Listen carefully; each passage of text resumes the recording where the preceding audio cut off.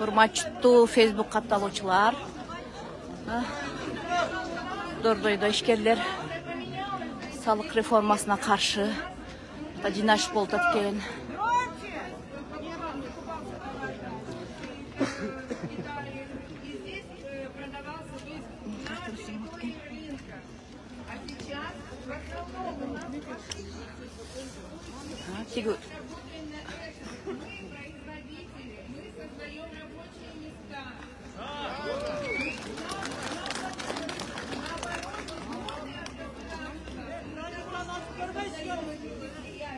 А не обложение полного оборота наших средств налогов.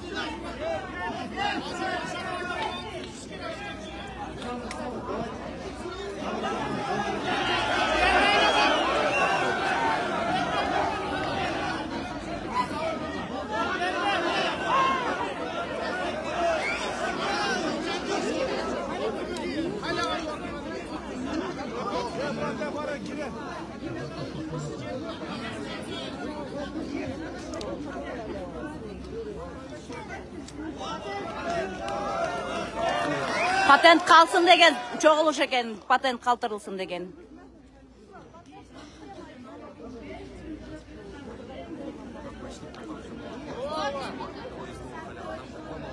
Жақшы болбайт экен да мына микрофон.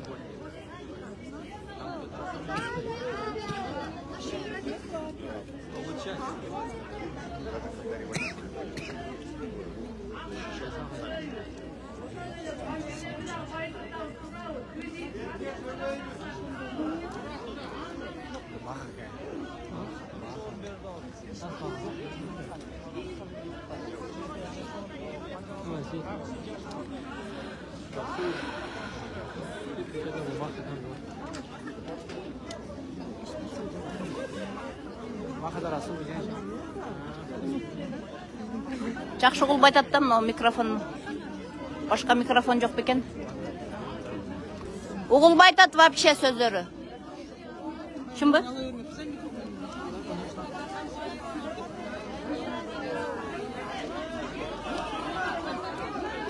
Дордой жалып жок болот деп атат элдер.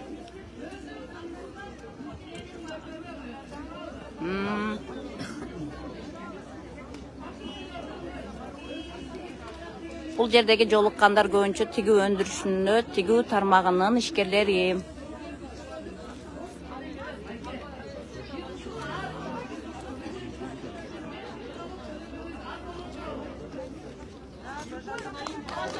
Салыкчылар келип түшүндүрмө бериш керек окшойт да. Өзү бүгүн саат 2-ге тигүү өндүрүшү менен салыкчылар менен чогуу жыйналыш болуш керек эле, бирок мына саат 10-да топтолуп кетишиптир. Мирлан, кандайсың? Жакшы.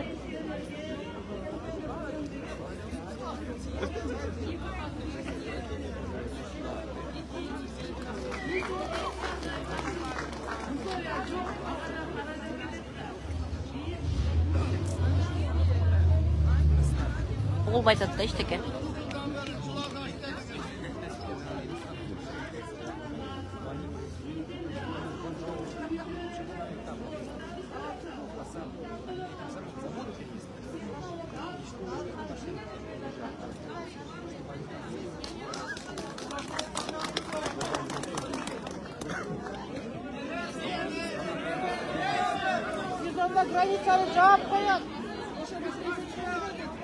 Сезонда границаны жаап коюшат деп атат.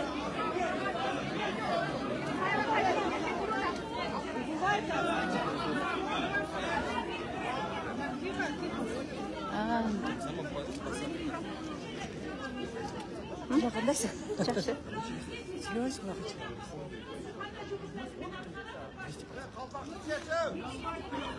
Siz menimenen жүрүңүз деп атат Дордойдун директоруна. Менен басып жүрүңүз, кандай жумуштарды аткарышымда чогуу цехке барган бүт dedi. Ошонун баарын биз менен чогуу жүргүлө дейт.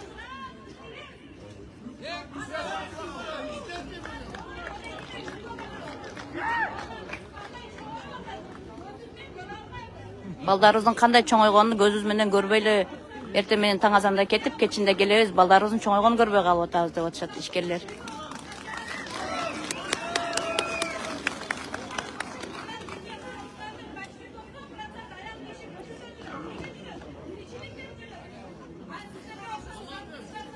Biz жылуу жерде администрацияда отурганыбыз жок.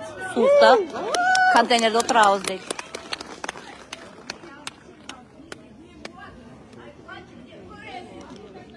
Kim ugat tura örespe deydi. Gelsin, sağlıkçı gelsin. Administrasiyadan gelsin, önümüzde okusun. Şunday sözler oldu da.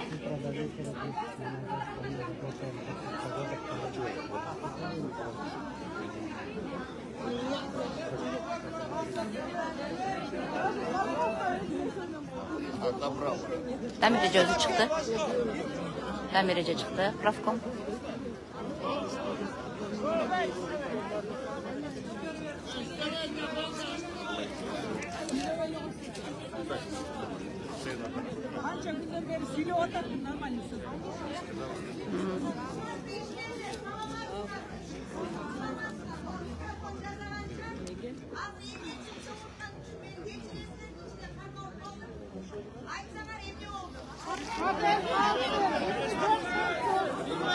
Patent kaldırılsın. Elin talabı oşundayken de.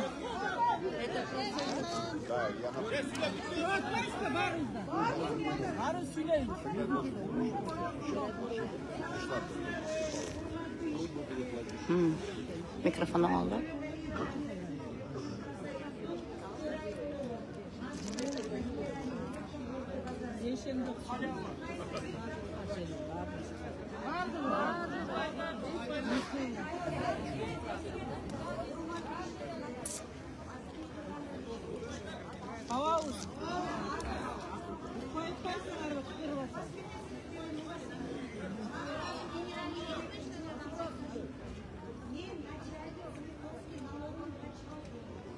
Свердловский начальнигине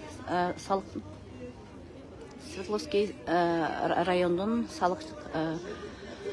салыгын Свердловский салыкчылардын башчысын чакырыптыр. Дөлөт Алиева чакырды. Дөлөт Алиева чогулткан жок деп атышат, өзүбүз келдик деп атышат.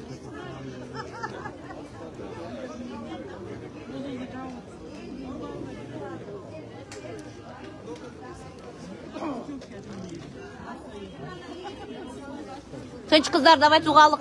Давайте угалык.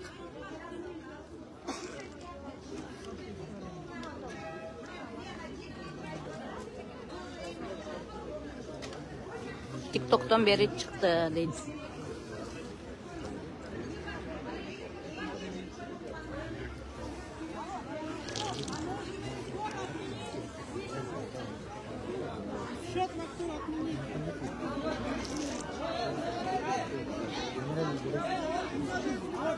Бары сүйлөшүп келип атат да. Бүт бары микрофон талашып атат. Слышал это. Азия.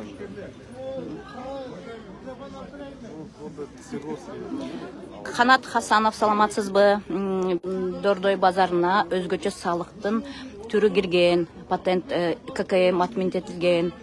Анан ошого бул жерде тигүү тармагын ишкерлери чыкты, себеби өзгөчө салыктын түрү жалпылаштырылып, жанагы алып келинген привозной товар бар го. Ошол привозной товар менен тигүүчүлөрдү чогуу жалпылаштырып кабыл алынып калган. Анан кийин ошон менен бирге эме тигүү тармагындагылардын аябай усложнять, татаалдаштырып салганда, себеби өтө көп документация ачылат экен. Мадинага барып, Мадинадан счет фактура, андан кейін ар бир фурнитура канча магазин алсаң, ошондон счет фактура. Биринчи башында ИП ачасың, ИП ачкандан кейін лицензия алып, андан кейін цехке барсаң, цехтин эсинен счет фактура. Эгерде өзүң алсаң, өзүңдүн цехиңден счет фактура, ар бир надомница болсо, надомницадан счет фактура.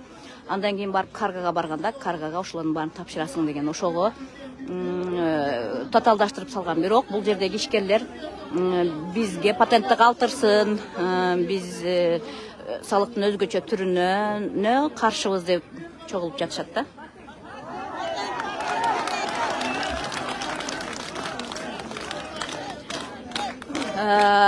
Мен булардын салыктын көтөргөнүнө эч ким каршы эмес, бирок жеңилдетилген тармагынын тиги өндүрүшүнүн жумушун көбөйтүп койгонго личный кабинет ачыш керек дагы. Ошол үчүн каршы болуп атышат.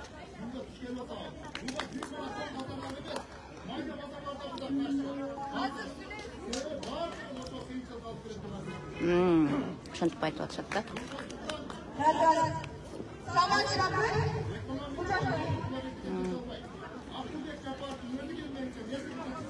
Акылбек Жапаров келсин дейт, бирок Акылбек Жапаров азыр башка жакта жүрөт.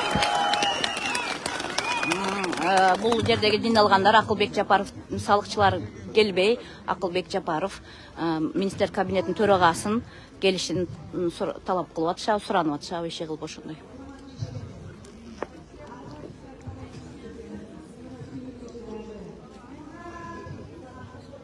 Зонтигим сендеби, Динара? Зонтигим сендеби? Колумда экен. Жок.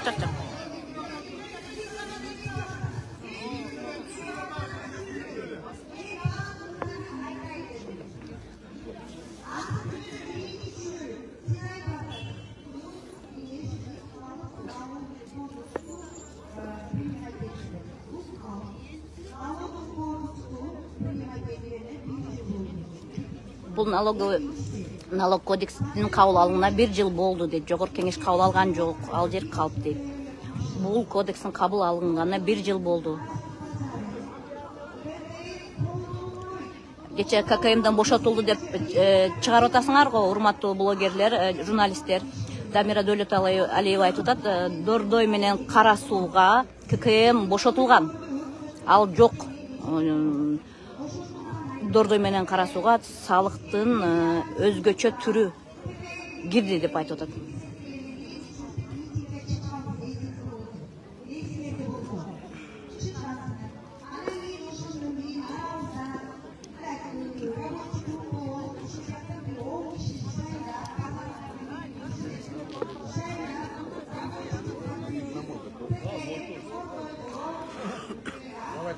Дамирежи айтып атат, Дордой боюнча жумушчу топ болуп 10 адам түзүлгөн экен дагы, анан ошолор экономия министрликке барып, бизге ККМ керек эмес, бизге ушул өзгөчө салыктын түрү эле керек деп айткан деп атат. Бул жерде 10 кишинин, ушунча адамдын тагдыры 10 киши чечип койгон болуп атат. Ошондо туурабы? Мына ушунча.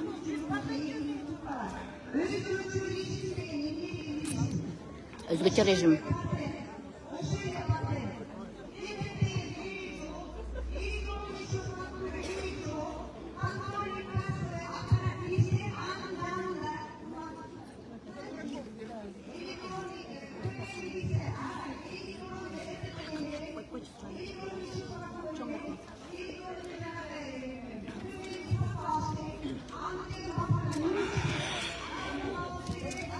Ланч,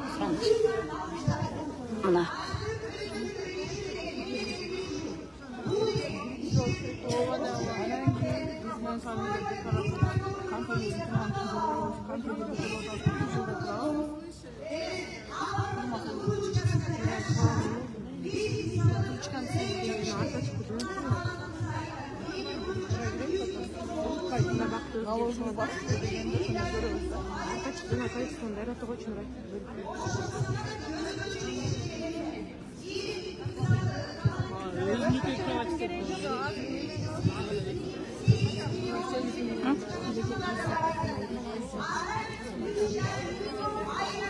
Bilmem, görüp atsa gerek.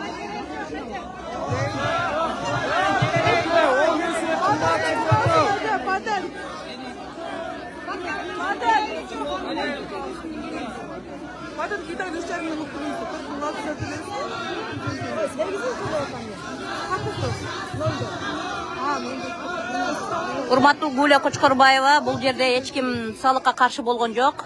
Дагы бир кайталап айтам, бул жерде салыктын өзгөчө режим түрүнө каршы болуп атышат. Ишкерге жумушту көбөйтүп койгон деп атат.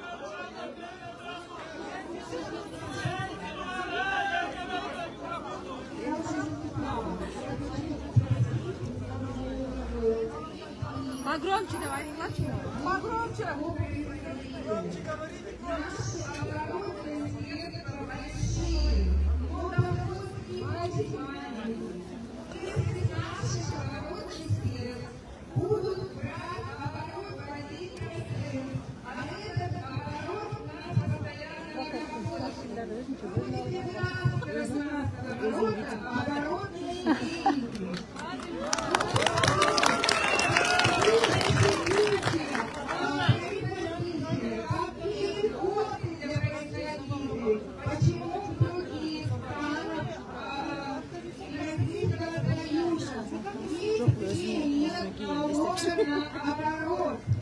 Мына. Вот. Апта эч бир кошуна мамлекетте мындай оборотко налог жок деп айтып атат бул аял.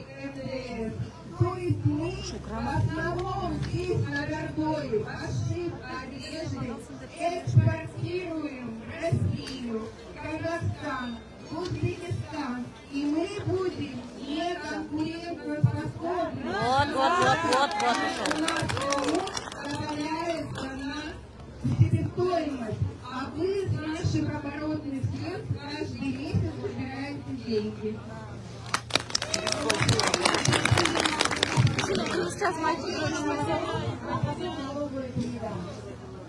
Мен daha söylesem болот эле да.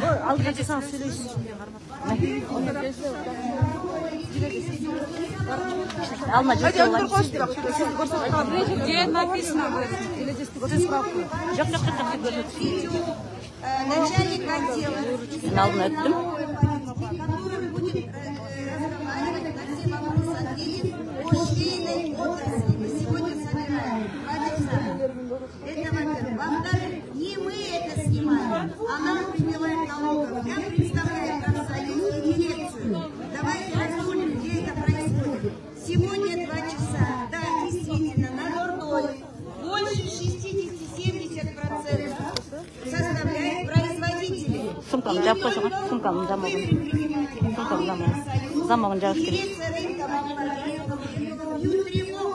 Как сделать так, чтобы у нас легкая жизнь развивалась, и мы были интересны соседним государствам и более были привлекательны и конкурентоспособны. Поэтому говорить о том высокой трибуны, о том, что в других странах то-то, сегодня 2 часа я вас приглашаю, и, между прочим, на все вопросы вы получите свои ответы. Нам не нужно. Без что отзываясь. Нам диван нужны. Зачем нам Хотите, чтобы дордой закрылась, то совсем?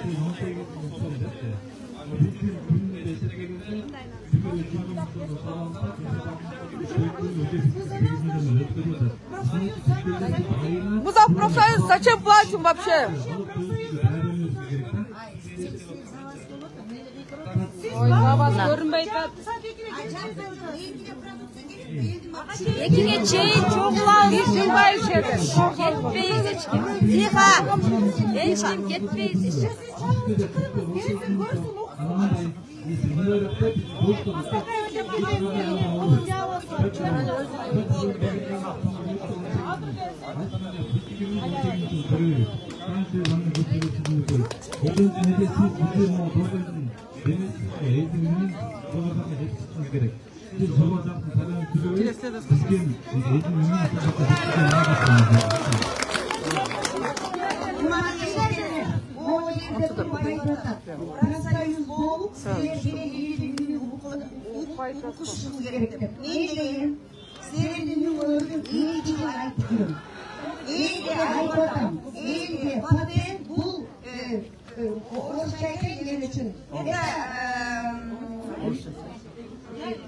часы. Пациент это упрощенный вид деятельности. Потому что я говорю, Гордой приезжает в Казахстан, и некогда там СФ писать, и некогда СТН. Оставьте на пациенте, мен қақшауы келетім. Мен айтқан жоқ дейсің, сен үйің өтірмелері, мұна налогойды түсіндірсің. Емнелері ұрылдайсыз, емнелері ұшты, емнелері түсіні, разы болсын, сіз разы болмайтасыз өлімені. Налогойды мағана болатын, өкмөлді мағана разы болатын.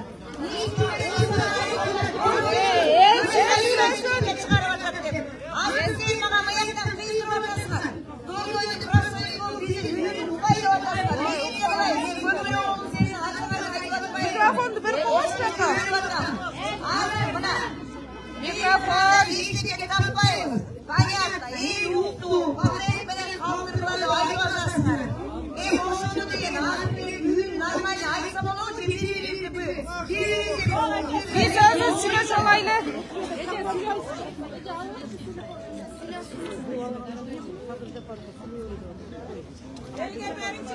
Bizge berinizçi. Allah çeyizsin. Mikrofonu beka versinler beka. Burman Nurbayeva çıktı.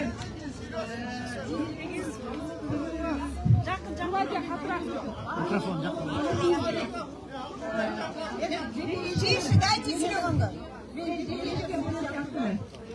Biz налог төлөбөйбүз деген сөз жок. Төлөбөйбүз. Бирок иппеден кеткен биздин сфераға бура келбейт экен. Ооба, тура келбейт. Акча беришкенде андан ашып кетет. Булар деген жөнөмө сатканда коомдук сатат. Ушпакан сатат экен. Эгер биз ушпакан сатат менен төлөп алган болсок, эч кимдин акча бура келбейт. Чеберден ар бир кайда жооп болот. Ар бир штраф төлөйт. Бирок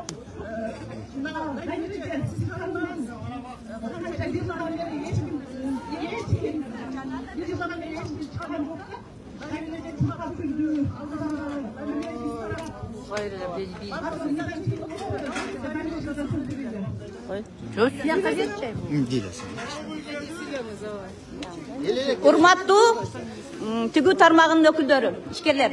Мен азыр колумда Facebook'ta түз эфир кетип атат, ошондуктан мен силерге жакшылап айтып берейин. Кыскасы, угуп туруңлар. Бизде мында болуп атат. Бир мамырда мен бул жака администрацияга Дорлойдун контейнерлерин арендашылары келген. Ал жерге келгенде бизге соодан салыктын өзгөчө түрү кирип атат.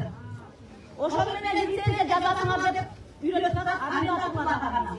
Ana men qo'shimcha o'yinchi o'tadi. Qo'lga surov bersam, tiguu tarmog'i bo'yicha javob yo'q. Al yerda javoda ko'rsatilgan emas.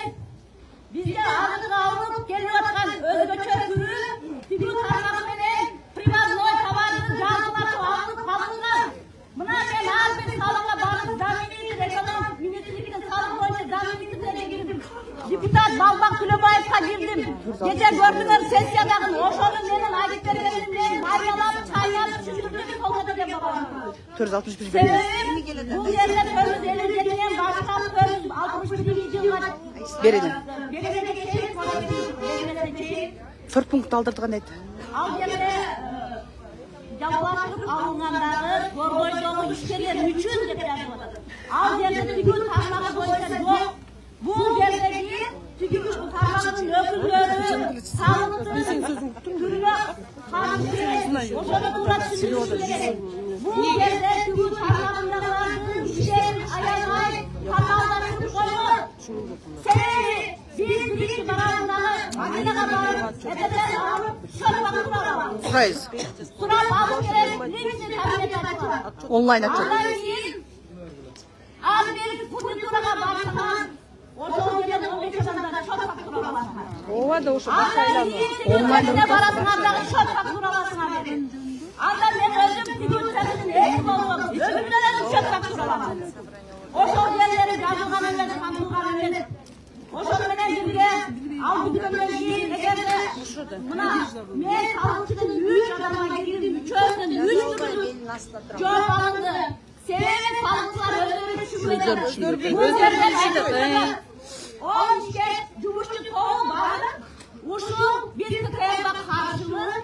Biz halkın özgürce türüne mağlubuz. Особый режим. Emniyet için işlerin adına ekspert bolsat bular.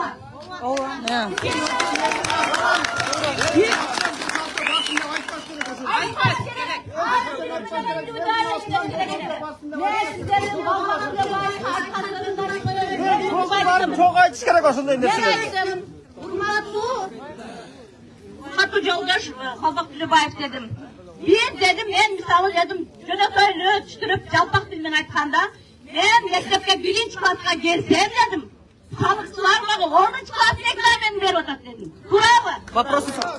Sebebine ben uşağın her birine uşul başlagandan beri sopalam. Bu jakta administrasyada bolotkan çoğuluş, al jalan gana arendadaglar üçün bolotat, hajayın uşuların elleri üçün bolotat. Anan ошол жерде тигүү тармагы боюнча эч ким эчтеке жазылган эмес. Монун баарын издеп чыктым мен. Анан бул жерде 461-чи статьянын 462-ге өткөн жерде эгерде силер жанагы лицензияда көрсөткөн акчаларды жазылаштырган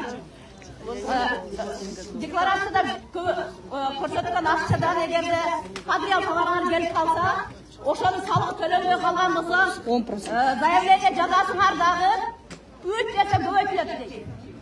Силер демек кечке барып счет фактура алып, же болбосо заявление жазып убактыңар көппү? Бизде убакыт бар. Мына биз, мына мен ушул 93-жылдан бери иштейм. Жеңелемендер тармагын түгүү, өндүрүшүн түптөгөнгө биз болобуз. Кошуна мамлекетте эчтеке билбегенде, силер билбеңер, эми убакыттан пайдаланып сүйлөп коеюн. Ушул жердеги отурган тигүү тармагындагылар өздөрү цехти жасап, өздөрү иштеп, жерди карап эле эч кимди айтпай иштеп атат. Туура. Ар ким өзүнүн жасаган цехинде иштеп атат.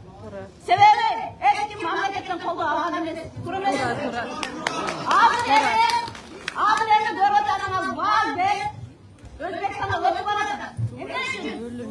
Салыктага туура берип жатат. Сиз Өзбекстандын салыгынын канча процентин экенин билесизби? Мен Өзбекстандын салыгынын формасын билүүгө милдеттүү эмесмин.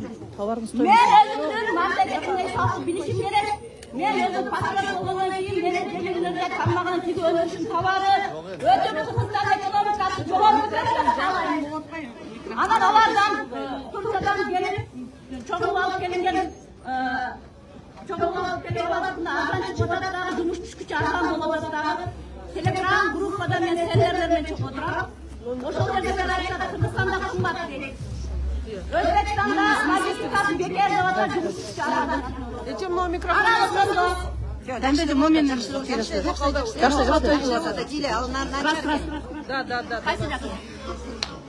Анан кийин ошондо мен bir ay murda 15 күн мурда мен ушул жердеги Дордойдогу тигүү тармагынын өндүрүшүнүн ишкерлери менен Кытайга один поезд, один путь деген форумга барып келдик. Ал жерде Кыргызстан тааныбайт. Бизнесмен сүйлөп атат. Биз жаныбарлардан кандай айырмабыз бар дейт. Biz uyattуу жерлерибизди кийим менен жаап турган айырмабыз бар дейт. Ошондо дейт, тигүү тармагы, жеңилдердей тармагы бар, мамлекет биринчи орунда туруш керек дейт.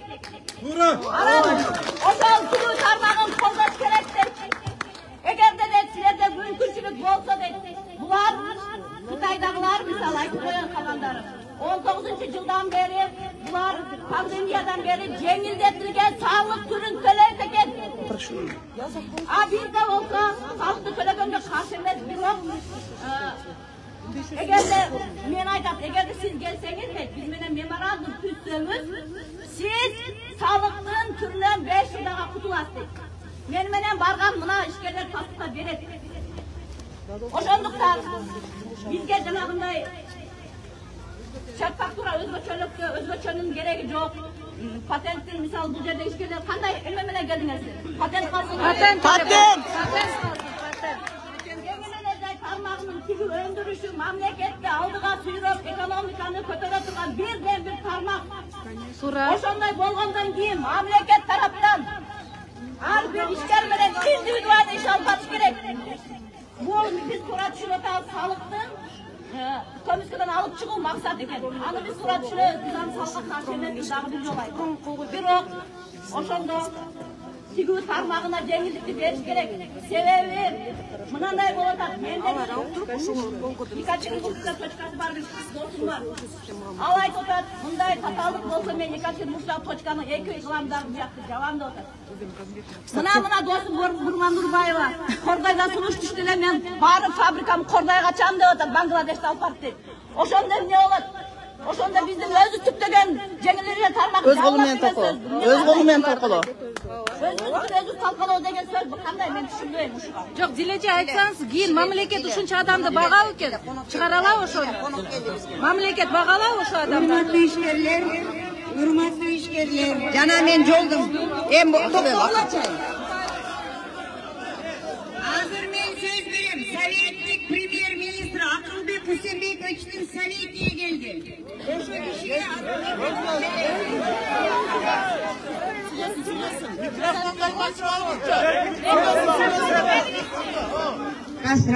Ras. Саламатсыздарбы, урматтуу ишкерлер. Азыр ушул чогулуп аткан маалыматыңыздарды угуп, анан келдим. Акылбек Сөнбекович өзү Лондондо командировкада жүрөт. Кудай буйрса келгенден кийин бул жака келет. Келип сиздер менен жолугат. Тыйдыргандын, бакырган менен жыйынтык чыкпайт. Мен азыр тыйдырып алсаң сен утсаң мен азыр налогтун чогуна чалдым, зам министрине чалдым, могу жерге келип Свердловскийдин начальниги келип туруп, налог начальниги келип түшүндүрсүн. Мен налог эмесмин. Ошондуктан мен сиздерге азыр Акылбек Сөнбековичке сиздердин турганыңыздарды жөнөтүп маалыматты бердим. Кудайым буйрса аман эсен келсе, ал киши келгенде качпайт. Налоговый жок бүгүн. Азыр келет. Мен азыр чалдым. Азыр чакыртып атам, айтып атам, баарлар келгиле дагы налогдун тили менен түшүндүрүп атам. Мен налоговый эмесмин. Мен карапайым эл менен бийликтин ортосундагы көпөймүн. Ошон үчүн мен сиздерге дайыр жол айтайын. Келет азыр келип өздөрү түшүндүрүп берет. Кандай болгонун. Ошондуктан силер тыйыштарын угуп туралы. Кандай дейсиздер? Hurmatli ishchilar, bugun cho'g'ilgandan keyin men astinglarga налоговыйды qo'ydirib berayin. Ministrlik ekonomikani o'zi ko'rdim, bo'lgan talabinglarni aytmanglar, qiyqirganlar niye talasizlar? O'shaning uchun yo'ldan bu kishiga chaldim. Hurmat Ahmadboyevich kelib turib, eltin, o'g'imiz uyinin deb chaqirdim. Hozir endi buni qiyqirib otasizlar bugun. Bu yo'lda начальник Свердловский налоговыйni chaqirdi. Налоговый республиканы chaqirdi. Министерство экономиканы chaqirdi. Uqsinda qiyqirganlar niye talabsiz biz hozir? To'g'rimi, to'g'ri emasmi?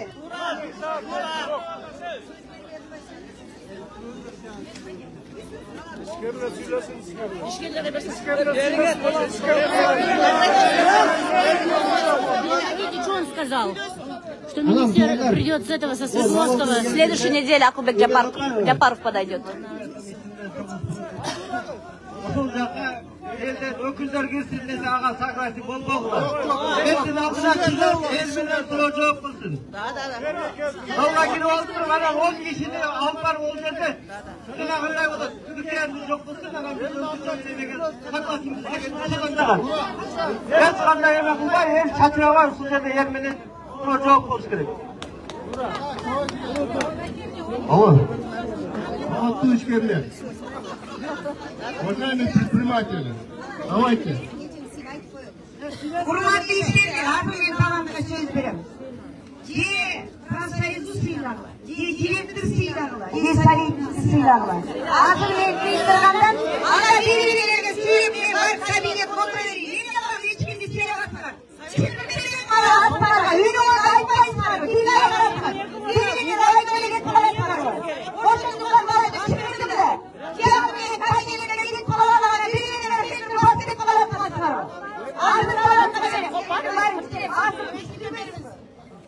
Hurmatlı işgirler, давайте конкретке ötürüz.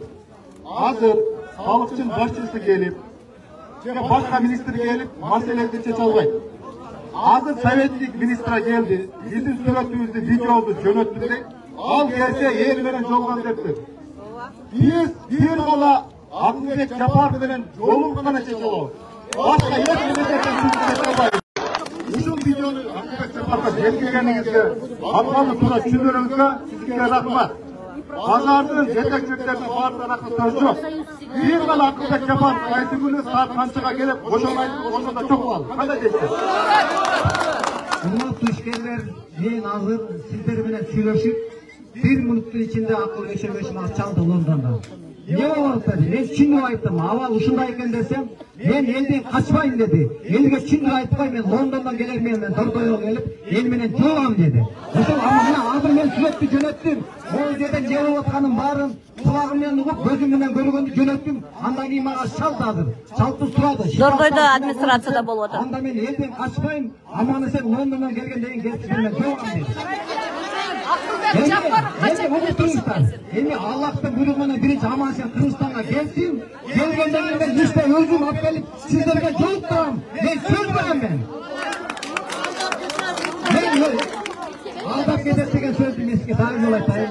Egerde men ошол акыл өксөмдөн işte апкел болгосун мен адам o сындырды чечип туруп мен юкка кийип алам мен. Yukka giyetken. Yukka giyem dedim.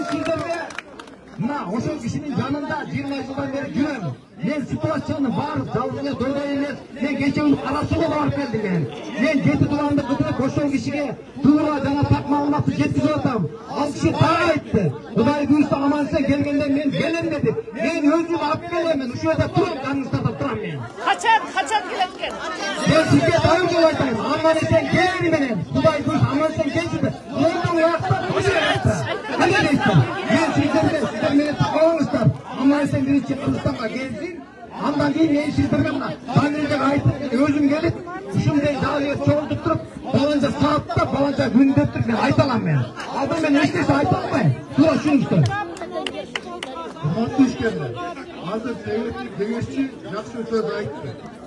Ege çındırıda London'da bolsa, oşo aman için dersi, ağa çeyin büyük oğlu. Oşol günde Dorvatayınıva ezeke, özü uyuşturak, özü çakırıp, bağırda kandillere cevap, uşu жерде барлық күч болалы. Еш бұраттан лағы жоқ. Все мы должны закрывать, когда рекламу. Закрывать должны здесь, когда закрывать. Қандай деді, барқадықты. Bu жерде қазір бұл имам айтқандай кабинетте емес, 10 киши менен емес, 100 киши менен, 200 киши менен де акыл өлчөмбүз келеттарга баарыбыздан жолугат. Профсоюз Дордойдун сары чачты же Дордойдун профсоюзу. Таш жаса дагы Кудай буйрса сиздер менен жолугат. Айке, сиз мен айтып атам. Айтып атат. 100 кишини, 100 миң кишини чогултуп мен алып келем байке. Мен кепилдик берем байке. Молодец, рахмат. Ben size ben yol açtım. Aşağı ben size koydum. Açık aslında da olsun. Ben de açık aslında da olsun. Açık aslında.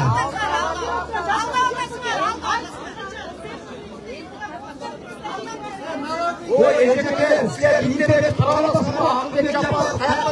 İnternetten göstermeyin. Ama mesela birinci Kırgızstan'a geldi mi? Çok eğlenceli. Hey, geceler sizler bugünkü insan kuruluğa giyinliğe garantiya veriyorsunuz. Allah'tan bilmeden anasın gelsin de kanay değilse. Ben gelmeden kavga ediyorum. Çok beğendim. Anlayalım. Komiserim, bunlardan devletin bilen Dordoy'a geliyorsun.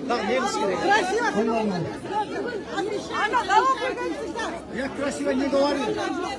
Я тоже все сам. Обещает, Не правильно.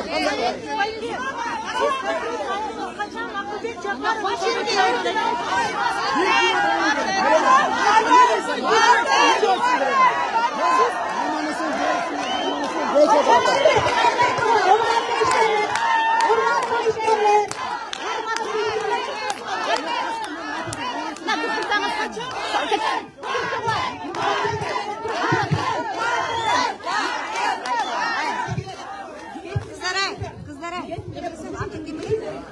Yerge tursan.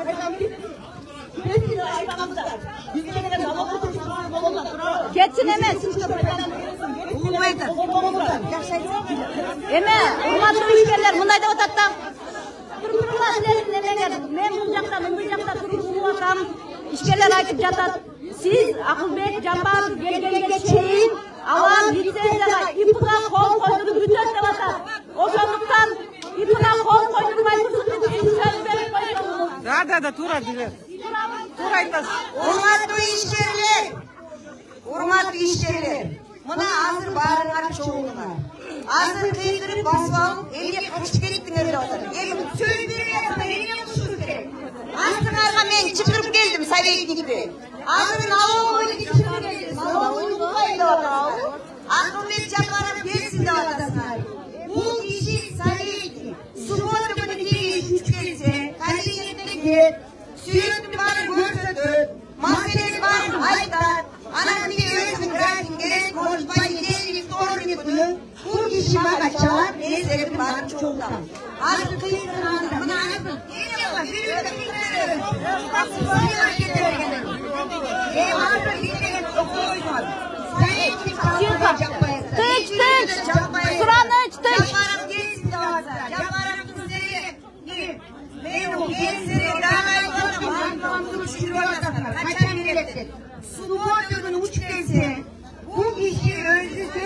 Урматтуулар айым, биякта салыкты төлөбөйбүз деген адам жок. Тиги өндүрүшүнө татаалыктарды киргизген боюнча суроо болуп жатат.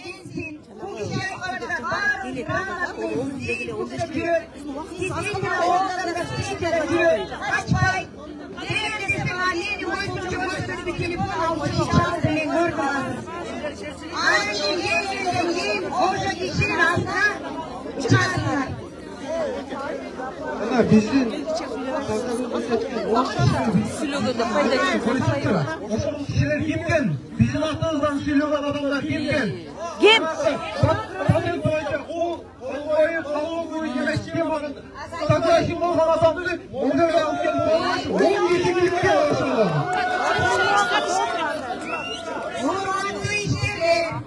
Bu kişi artık pro verdi. Kim bizim aklımızdan çıkandı. Anlarından el oğulday çoğulan andan buyrup oluşu.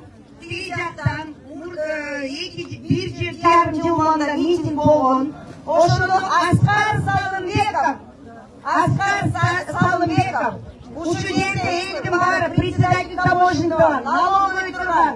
Bütün ökmötten öpülür gelgende, onunla talpan arasında çeşimleyen üçün, an kişi aytkan. Bir 10-12 kişinin Akılbek Uselbek'in aslına bağlı. Oşonun büyük var, neydim var, o şaktan mitingden şaylaşkan. Oşonun arasında Askar Salımбеков, men Dölökaliyeva Zanira Çemirbekovna. Kelmenden bir kişi, ben size sıvıra bakmayayım, bu kişi aydır bakmayayım. Anacığım, bir yarım yılın içinde yine kanundu, налоговыйda işyerlerin arasından kanday yengillik oluş için onday proyektin bарын tüzüp anan keyin ambары bütkөндөн кийин түшүндүрүү жумуштарды 10 gün burada alып барып баштадык. 1 yanvarda 24 жылга чейин, 1 yanvarга чейин эч ким шрам салбай,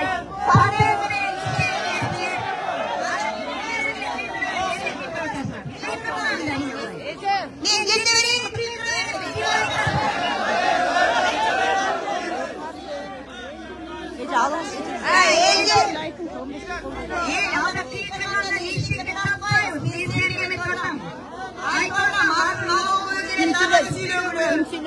Bizde налоговый değil, налоговый vardır. Bilmediğin kişi bizim kadın. Onun için налоговый aytmayız. Налоговый bizden evvelinde çıkmıyor yok. Ulan evli boldur bir ay bizim evde işlesin. Ulan o şurada kim konuşuyor? Bir gün işlesin, otursun. Ben bilem. Ben özüm 2012'den beri şu yerde işlep gelem. 2012'den beri ben Sudan'dayken ben yaxşı düşünüm. Потому что ben kişiliklerimden şu yerde çok oydum bu. Yıldan yılga Sudan'ın arka ketken. Kim astığa 2012'den beri yaxşı degenler var mı o yerde? Yok. Koy kartlara geldi. Bizde dağıtma usullerden налоговый saldırıp buradaydı. Rusya taklabakısı gelip durat. Bizde konkurensiya aldım. Kıtay'da, fabrikada, bir başlıkta bakın. Özbekistan, Başlık, Özbekistan gibi Kazakistan'da fabrikalar kuruladı. Bizge olmuş. Özbekistan'da bizge tanıştırıp Özbekistan'da ушундай условиялар бар. Оларда biz процентный kreditler. Biz процентный kreditlerin обеспечение кылдырып, анан налоги бар. Везде помогают производителям, нам только... Bizi sındırış için, elini sındırış için orada kaçak kişi işleyip ben bilişim boyunca uçtum yani kaç kişiler ama 5.000 kişi işleyip 5.000 üyüyle orada tutulur yerde evimiz solda gelirler uçunca andan 15 köp 15 uçunca seviyat takımı uğradı hepsi orada kayıt var çalınsa bu da конец. Qancha shunga ishlab turamiz biz. Qancha kishini jumush bilan qamsiz qilib o'tamiz. Налогni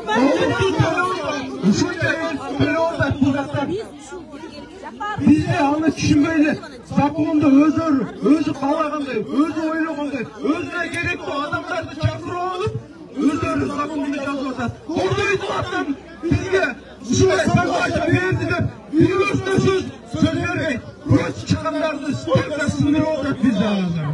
Burası çıkanlar hiçbir olmayan ağızları.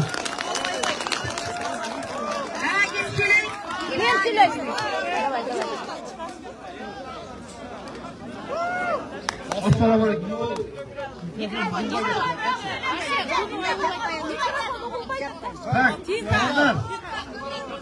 Toplum gazeteciliği Aydar Akayev katlı aparat biliyorsunuz. Osolda ekincesin. Osolda kurdaya kazaklar pazara çıkan. Orada katlı aparat girer. El osaka sürület depti. Bırak osolun boğu yerine toplamanın için orada toplap kaldı. Altı osollara gelip dağıldı. Geçen ama geçen. Kazakistan'dan pazara çıkan pekerler geldi. Türkistan'da Anıçlar üstü, Arayıktı. Pazarda bir yıla değin alıp töreyiciler, arayında töreyiciler. Pazarda Türkistan'a 5 olmaz gerek dedi. Sonra da olacak. Buna alan kaldı da. Eğer de bir sürü pazarda olsa pazarda doğruydu, yoklar.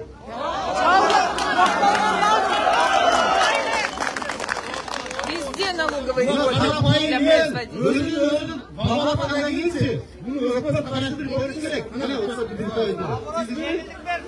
Akıllı ekstremeye gitsin. Yetkiliniz şunun için. Geçen eline en uktum. Nalogu yolları yönetmenken doğru kimsene böyle payına çoğu var.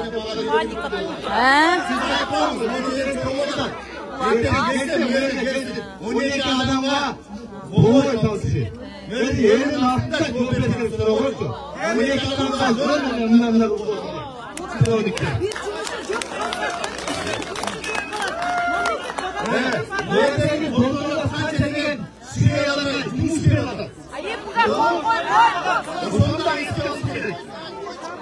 Boldoy'dan jarımı, Türkistan'dan jarım yerin, Boldoy var.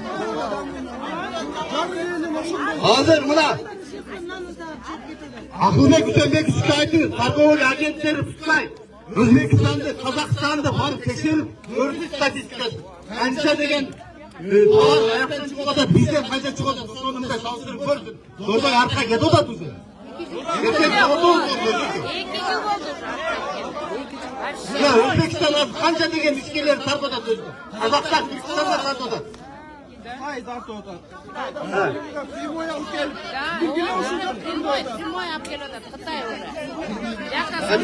Koyun налог koyar ya. Налог'da kumtordan aldılar. Başkadan aldılar buna. Kalmacıdan aldılar. Bir karapayın elbirinde acaba. Kaçtı görün öyle. Bunday ola taksir. En dayı jolu. Bunday buyurun. Ama sen gelse birinci günü men akıl ölçümleşke Muhammad'ı bereyim dağı ikinci ve üçüncü günü men alıp geleyim. Bayka siz ama sen geldin mi? Ama sen geldin. Sen kellerini de ayta geldin. Sen gelsin ama sen gelsin. Sizden beni unutursan siz ayta sana hazır. Koy Koydu. Men hazır ma'lumotni berdim, men telefonumda turadi. Bergen üçün bana çaldı. Ben aytdım uşunday. Al yerde 100 kişi turgan yok. Al yerde 5 kişi turap da aytam. Al yerde 5 kişi turgan yok da aytam. Oşon üçün aytdı. Buna düşündürüp koyayım. Kuday bulsa Kırgızstan'a jeterimden amansın jetsem anan benim de aytdı. Men sana ne demişim gerek? Ben tuğla jana patık ma'lumotni berip atam. Ben müdürüm tutar. Oşon bir taraş. Teşekkürü sonrayan yata. Yarım yılda törep koyduk patentkesi. Anana naloguyla sura verdi. Men etse ip atsam, kayran elki kaytarasam kaytarılmaydı deydi.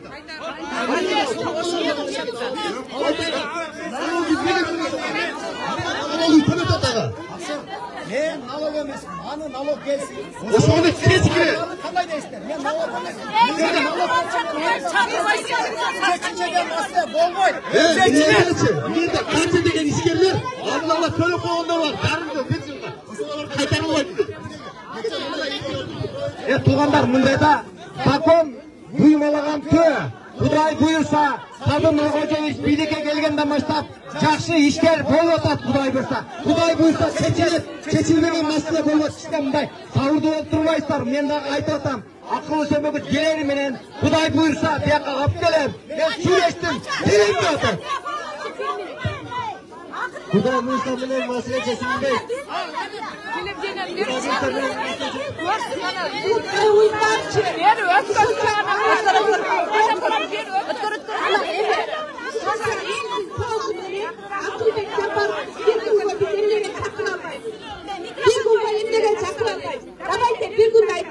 Akılbek Çapar etsin, ana kolu boş olsun emez.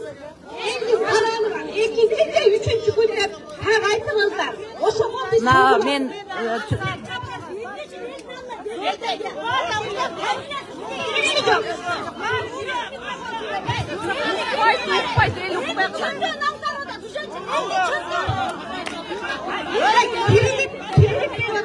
Kredi alıyordu ona tuttu. Kim? Hangi bahçe? Varın kredi alıyordu. Çocuğun hepinde başladı. Şu buraya. Akılbek Çapar yiyetinden gene kattı. Yiyetinden gene kattı. Hani hiç yok ki şey. Konduğundan konduğundan şey. Böyle bir konduğundan hiç. Benim kalın elini altından şey. Annemizden olsun gerekti. Başka bir koca. Yerisi kura konduğundan.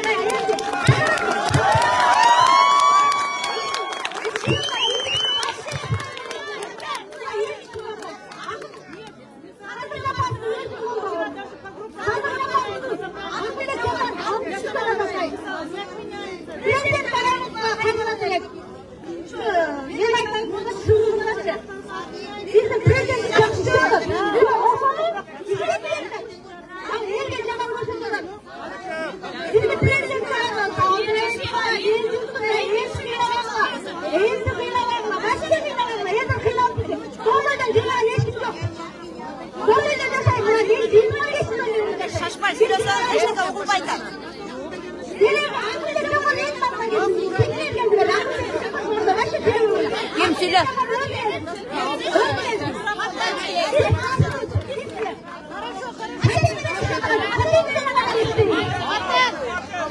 Дорогие друзья, давайте не будем выдвигать никаких политических лозунгов и требований. Давайте предъявим требования к Минфину, которые защитят наших производителей, наших экспортеров и сделают адекватные условия по налогообложению. Я так считаю.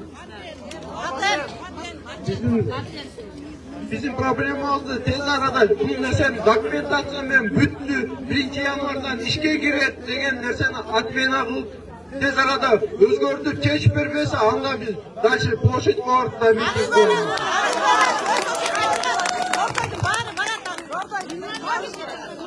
Hurmatlı işçiler, hazır sayetnik canımda turdu.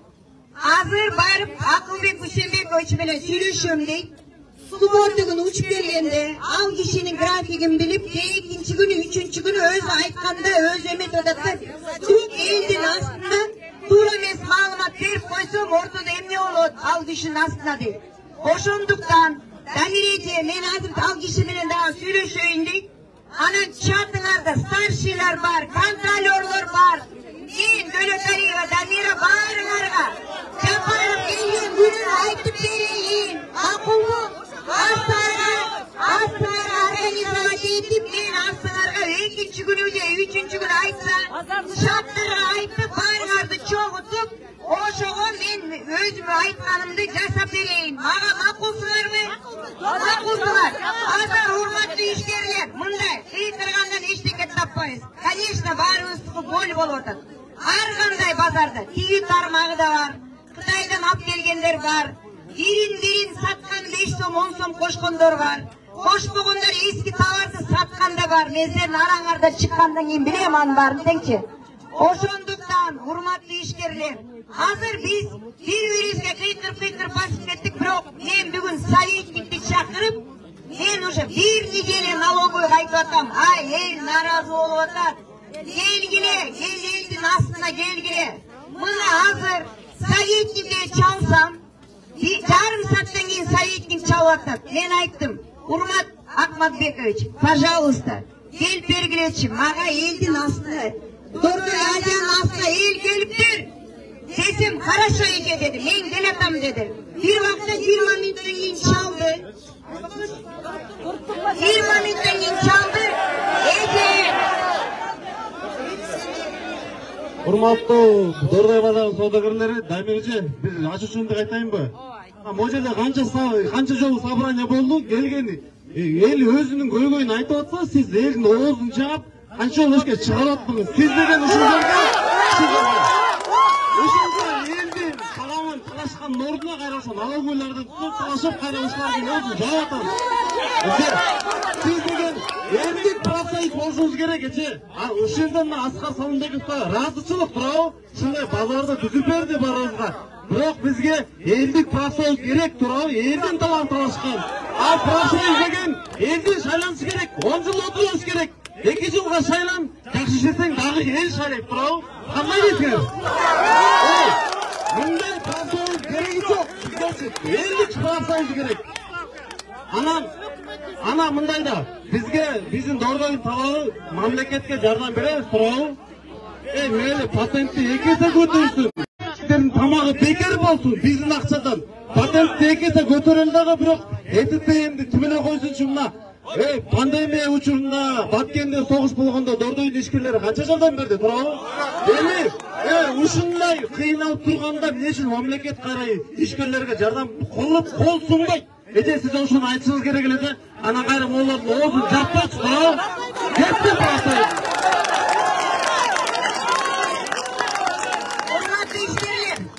Урматтуу ишкерлер. Мен профсоюз болгондон көпөрө болуп, силердин үйүңөрдү как положено жеткизип турдум. Урматтуу ишкерлер.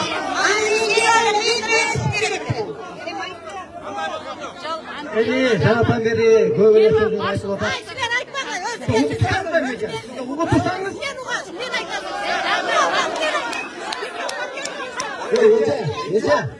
Sizge peygamberimiz gerekti. Gerekti.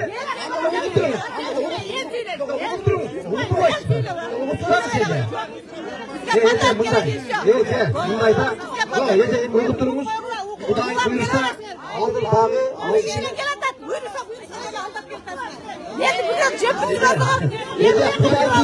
Kuday buyursa buna birinci günde geletigen birinci demaç günü gelgende birinci günü girsin ikinci günü alıp gelemez süreçtim alacağına ama daha nereye çıkartır kızdırma munda yap tuğunlar sizler aytatmaydır Dordoy'da bağacazın soğudağında ben Dordoy'da 10 yıl takvayt etken Sunda men al taksat etinde жүгөнү мен таксатка кешире советке Дордойду жакшы билем. Ошон үчүн Дордойдун сөзү сүйлөйм дагы. Мен дагы Дордойдон соодагерлердин сөзүн сүйлөйм. Мен эч убакта мен Галсуччанын сөзүн сүйлөбөйм. Мен дагы силерге окшогон карапайым чортоман боламын. Ошондуктан мен дагы силердин үйүндө буга жана так жеткизем. Мен буну болбойм мен. Ошону кетиңиз үчүн коелайм.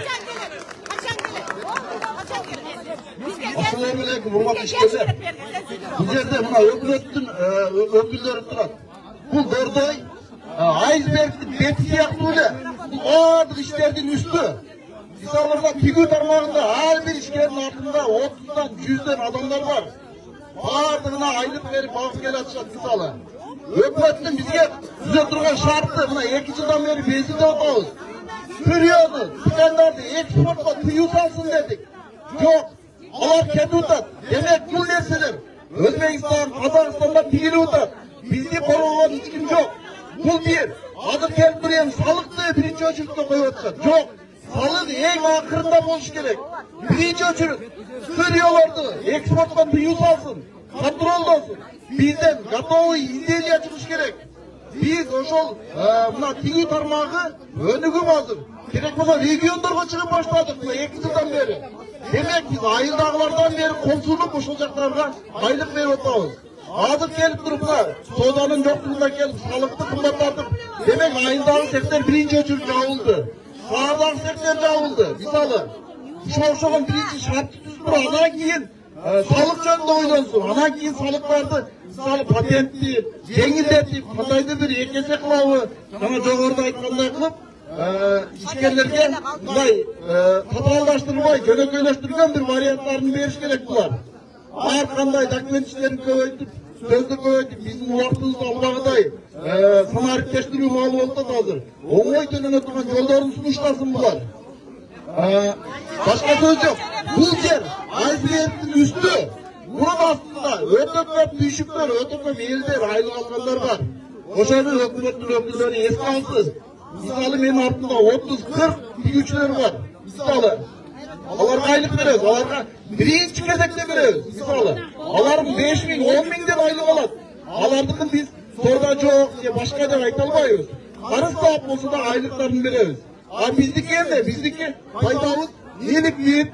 Ne olmasa kalk etken tovar. Oşol doğruyduk faydası oşol. Gece algandı. Doğru. Hükümet gelip bu yerde. Buna misalı uşul meydanlarda, kavlalarda elge saldı mı? Yok. Hiç neme kılgan yok. Kırdı geldi. Başka değil. Birinci elmeni analiz yürgüzüp, her bir gerek olsa salıkçılar her bir kantinlerge girip, işgallerine söyleşip, böyleden bekar akça alış onu emez. Gelip, andan keyin kengeşip durup, analiz yürgüzüp, andan keyin soğuşuğun çeşimleri kavla alış gerek. Buga çeyin kavla alıp çeşimler çirki olsa, onlar artık kaytarılışı gerek. Anı çakırtı alıp, başkadan analiz yürgüzüp, kep memleket, poşna memleketler var. Var neski alıplardan bizge sunuştaş gerek. Andan keyin el makul bolsa, andan keyin kavla alsın. Birinci şart düzülsün. Урматтуу ишкерлер, эми рас көйгөйлөр айтып башталгандан кийин мен дагы көйгөйлөрүмдүн түрүн айтайын. Мисалы, мен өзүм ишкерлердин атынан президентке чейин кат жазып киргизгенмин. Бакыт Төрөбаевга 8 пункттан турган кат киргизгенмин. Марле Маматалиевге да кат киргизгенмин. Ал өкмөткө тапшырган. Бирок ишкерлер үчүн эч ким эч нерсе кабыл алган жок. Мисалы, мен 4 жыл мурда Ташкентке выставкага барганымда, Мирзиевдин жанындагы жан жөкөт бизге келип сурады. Бияка келсеңер, силерге салыксыз фабрика ачып берет элек. Силер ушул жерде биздин Өзбекстанда иш менен жумушчуларды, тигүүчүлөрдү камсыз кылсаңар, ал дегени силер келип мобилдүү калсыңар, бизге келип пашты үйрөткүлө деген сөз деп түшүнөм мен. Андан кийин biz özümüz barıp, buna baş götürme işleriyle işkeler turalım. Özümüz barıp ben kançalagan katları tapşırsam dağı hükümet taraftan hiç kim gelip eşkerde yolungan yok. Her bir Mirziyoyev'in cancı göründe olup, her bir ministrlik teşvikende bizge gelip, ekonomikanın kötörünün yolu siler, altınlarda yüzdeler tügüçüler turar, taş kişiler turar deyip, bizge gelsen, her bir işkelmenen iş kalmasa bulabilir. Her bir işkerdi ekspert kılsa bulabilir. Hazır bu jakta elder toplaganlar, sebebi göygöylör, salıktan başka da көп bolup ketti. Oşona tuura düşüş kerekten. Al jerde oturup, işkerdin üstünden toğ bıçıp, mına eldin açılsı gelgen sebebi, işker, özü tüktөгөн bizneske, eç kanday mamleket taraftan koldo bolboy turup, evi toktop tur. Evi men aytkanday jashap, ben aytkanday işeysin degenge işkerin açılsı geldi. Kıskası turalım. Anca gelgen sebebi kadar bunu olmak bir söz vergende. Sen çal. Nege degende биздин производственный иштерибиз канчалык деңгээлде чыгып атат. Россия ар жакта эмне? Итан ушуларга чейин гетода турат базис деген биздин немелерибиз бар, ишкерлер, жеке ишкерлер бар. Ошолар менен биздин производство менен сыймыктанса болот да. Турат аны сыймыктанмак турсун, азыр бизди вообще ниже түшүрөт. Биздин ушунча халкыбыз ушул убакытка чейин өздөрү гана мамлекеттин жардамсыз көтөрүлүп иштеп жүрүшөт туурабы? Анан мамлекет ушунча калкты кантип багат? Мамлекет өзү ушу жеке ишкерлер менен сыймыктанса болот го өзүчү. Мына сиз Өзбекстанда айтып атасыз. Мисалы үчүн Өзбекстан кишилери производствону кылышпай өздөрү мактанып атат азыр, а биздин анчалык технологиябыз өсө элек, эми өсүп баратат биздин.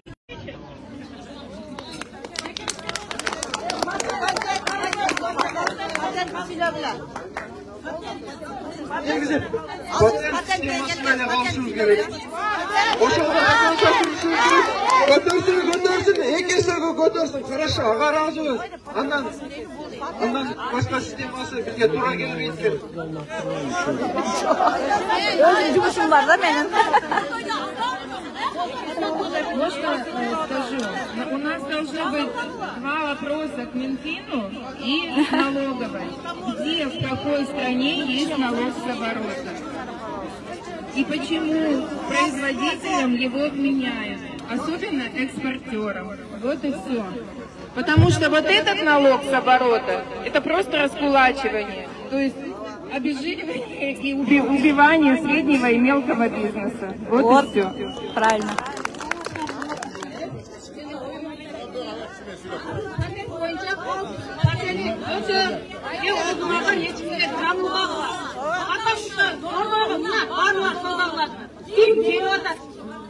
Сентябрь, октябрь, ноябрь, мына азыр декабрдын эртең кириби бир киши жок. Эпай тачин жок. 3000 доллардан аренда төлөп отурдуңар. Киминди келип калды. Патентти учурдан төлөдүңөр, туурабы? Анан кийин налогу бар. Жери земельный налогдор бар. Унчукмастан эме хозяиндары берет дагы арендага. Арендатырлар автономный.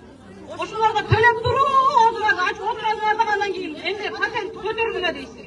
Патент боюнча калсын. Оңуна жеңилдетилген эмелерди карап берсин деп айттыңар. Көрөсүз. Патентти көбүрөөк төлөп туруп анан кийин кыйрап иш болот. Ал Казакстан мисалы кетти. Эч ким жок. Алса бир бочка алат, бир штук алат. Өзбекстан вообще келбей калды. Ким келип атат, силерге кирип атабы? Өзбекстан же Казакстан келип атабы? Ким эмени көтөргөн товарды? Казакстан болчу. Өзбекстан бизден алчу. Андан мына более жеңилдетилген патент менен жакшы иштечү. Азыр эч ким келбей, кимиңер иштеп атасыңар? Анан каяка анан кийин силерге эме чыгарып берет. Каяктан силер салык төлөйсүңөр? Каяк кайсы